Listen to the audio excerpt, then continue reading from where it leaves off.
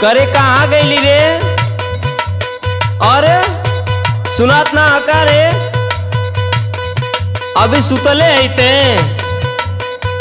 आए दादा, मैं गेहूं खेत में पाकल बा, उठ ना तो मारे लगा बाबा ये।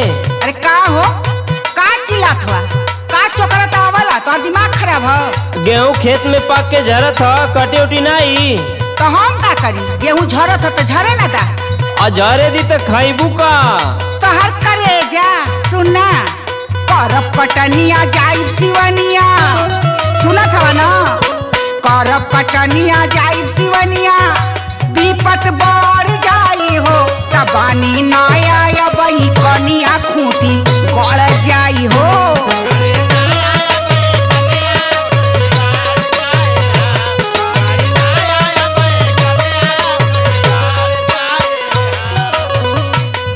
अच्छा तो तू भइल गौनहरी है भाई?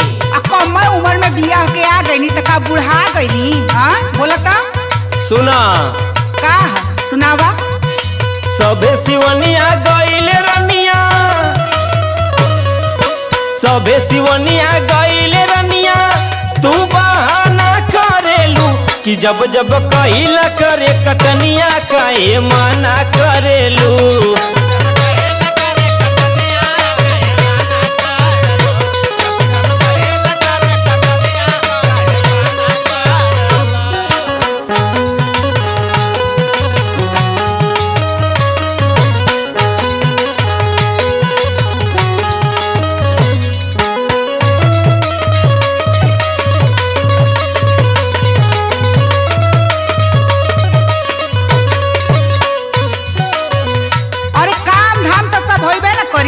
तनी हमरा ब्यूटी पर भी ध्यान दो। जब कटनी आवला तब तो नखरा चालू होला। नखरा करे जोगबानी तब न नखरा करीला, काहे ना धनंजय वो नखरा करली। सब कर गेहूं कटाता और जब कपारे पे काम आयल तो तोर नखरा चालू हो जाला। सुना सुना सुनावा। पानी सुकुआर पिया लाग जाई घाम हो,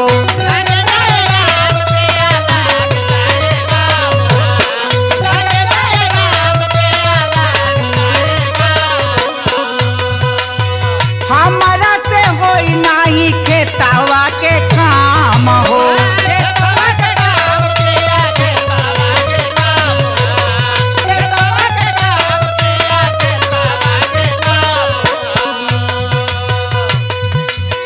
पानी सुकुआर पिया लाग जाई घाम हो, हमारा से होई नाही खेतावा के काम हो। ना सही परेशानिया कोमल बदनिया, ना सही परेशानिया कोमल बदनिया, फीवर चढ़ जाई हो कि बानी नया या बही कनिया खूंटी गड़ जाई हो।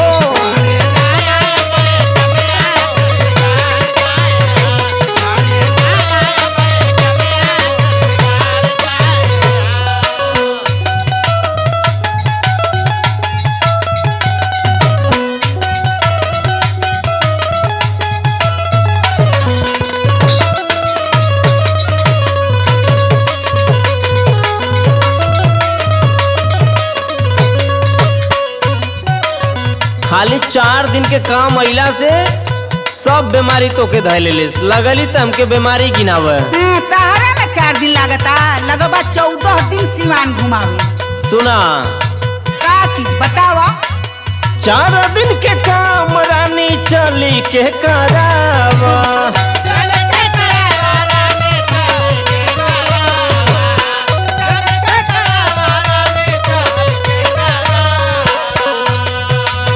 हमरा के तना ना नखरा देखावा।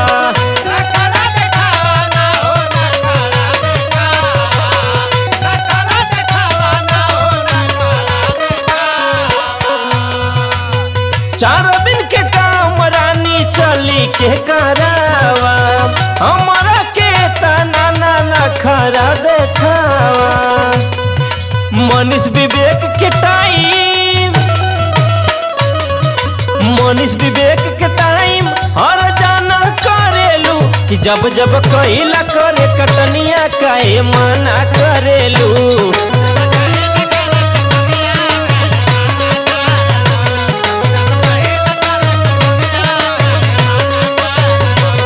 पानी नया अबही कनिया खूंटी गड़ जाई हो। जब जब कहिला करे कटनिया काहे माना करेलू। पानी नया अबही कनिया खूंटी गड़ जाई हो। जब जब कहिला करे कटनिया काहे माना करेलू। पानी नया अबही कनिया खूंटी गड़ जाई हो। अरे तू केतनो उपाय करो हम ना जाई तो ना जाई। फटाफट ही हसुआ उठाओ, चल खेते चल। बियाह हो गइल तब तोहरा के ढोअतानी।